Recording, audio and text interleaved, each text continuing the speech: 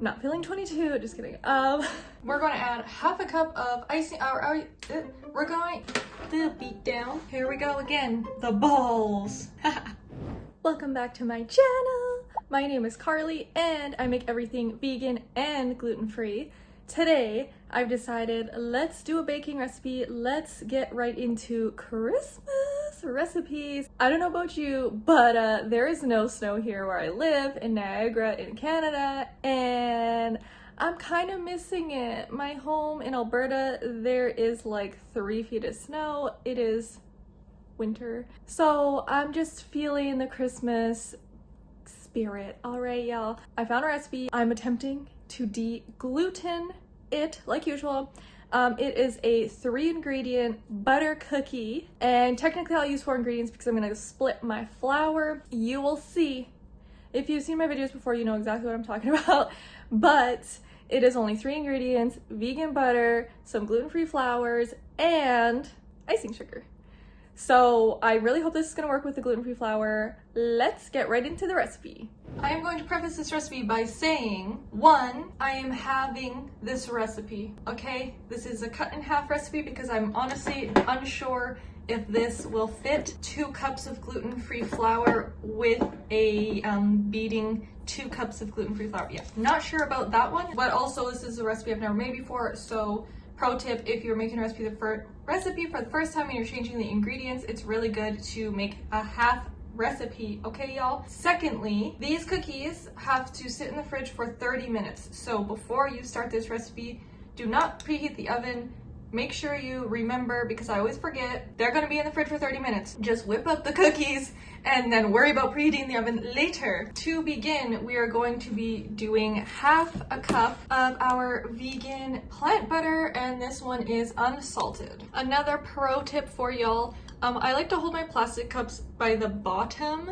If you're putting something like butter or something that's like hard and you really have to press into it, because this is 1000% how I broke my handle off of the 1/4 cup in this exact set, is I was holding the handle and like just smashing down, and the handle just like broke right off. So definitely recommend holding by the bottom, okay y'all? Alrighty, I'm going to leave this little extra. So I had scraped off the top, and I'm actually just gonna leave the little extra here because, you know, gluten-free flours are more absorbent, y'all, so a lot of the time we either cut down on the flour portion or we up the liquid ingredients. And since this is the only thing that you could consider to be a liquid, I'm just gonna up it a little bit.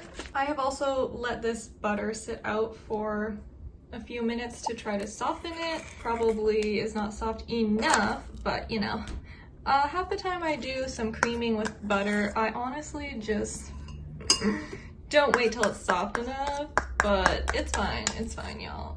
Just do it at your own risk because it can get real messy real fast, okay? We are going to cream the butter alone now. I'm really tempted to throw some vanilla extract in there, y'all, but I said I was gonna just make the recipe with my gluten-freeness, so let's not go adding more ingredients and see how this works first. So I just have a hand mixer. I'm gonna beat the butter first to make it like whitish and like kind of fluffy before adding in the sugar, because it can be really messy if you just do this and the sugar right away, especially icing sugar. So we're gonna start on low and then increase our speed, because like I said, it's soft, but it ain't that soft. See how it's kind of more of a whitish color than yellow? That's the goal. Maybe 1 minute of beating it like that. And now I'm gonna add in our powdered sugar, icing sugar. This is my favorite brand, Wholesome Sweeteners. They recently changed the packaging, so I was really confused. We're going to add half a cup of our icing sugar in. If you want the best texture when using icing sugar, frosting, whatever you may be making, always make sure you use a sifter. This ensures that we get all of the clumps out of our sugar. It's really good to do this with flours as well. I do notice my all-purpose flour is more clumpy and lumpy. Always use one of these as well for if you're using cocoa powder. Cocoa powder clumps very easily, and then when you go to mix it in with everything else, it can leave large clumps and literally not dissolve into the batter. So this makes the smoothest lightest, airiest, fluffiest frosting if you sift your sugar. See all those little balls? Those would just be floating around in your batter, not being helpful. Okay, you want to smush those. We're going to beat once more, starting on low, increasing the speed after the sugar is mostly incorporated. According to the recipe, we're going to be beating this for 5 minutes until it's white and fluffy.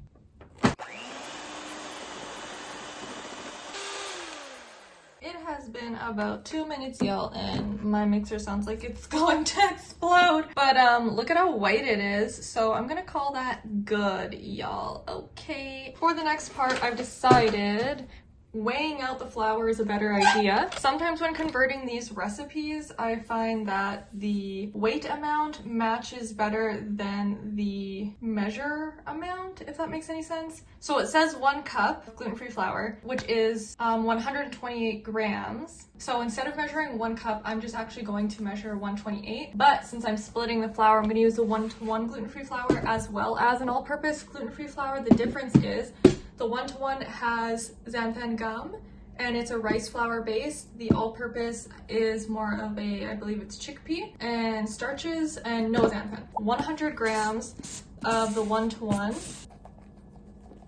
and the 28 grams using our all-purpose. I don't know if you can tell from there, but you can see how clumpy this one is. Oh, 120, okay, perfect. Let's add our flour through our sifter. And I would highly recommend a different shaped sifter than this, because I'm telling y'all, this shape at the bottom is not ideal for doing this. But I thought it would be better with the container that I'm using. This also might have been better done in like half portions. So you know what, this is about half. So I'm gonna stop right there and do just a little beat. Perfect. And then we'll add the rest. I thought this shape of sifter would work better with this container that I'm using, which it does, but once you get down to the very bottom of the sifter, it's kind of hard to reach to actually get all the flour or whatever you're using out. Here we go again. My evidence, y'all. The balls. So we want to smush those down and get those through our sifter. Highly recommend beating half the flour, then putting the rest so it doesn't make a mess.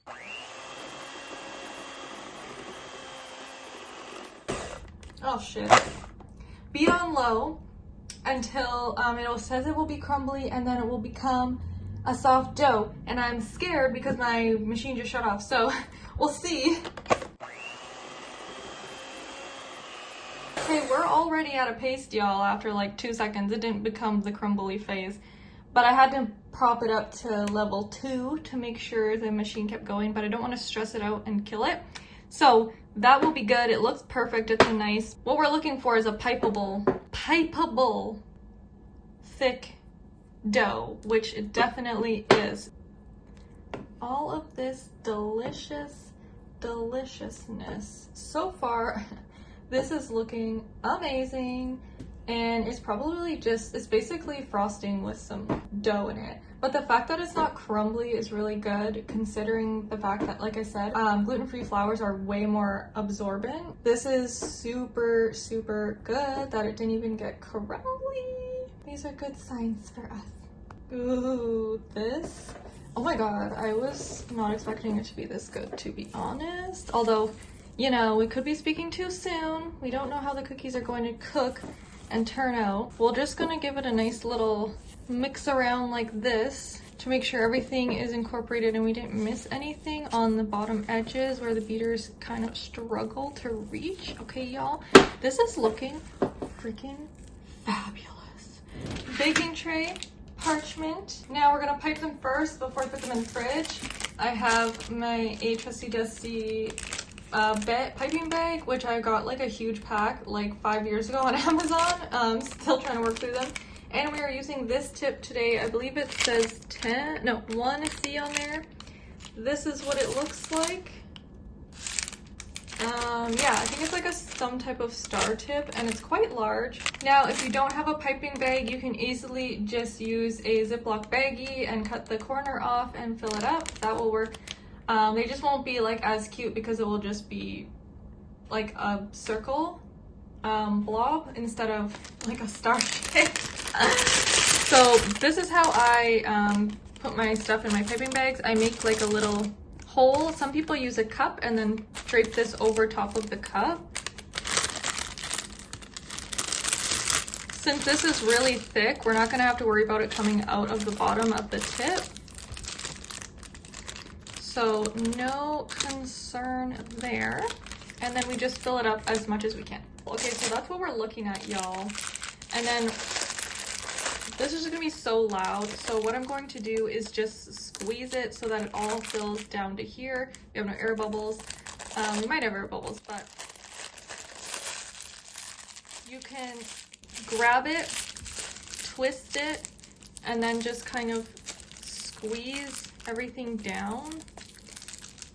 And then scrape so that you don't miss out any of our dough. You want to try and scrape it, twist it, bam, looks like frosting.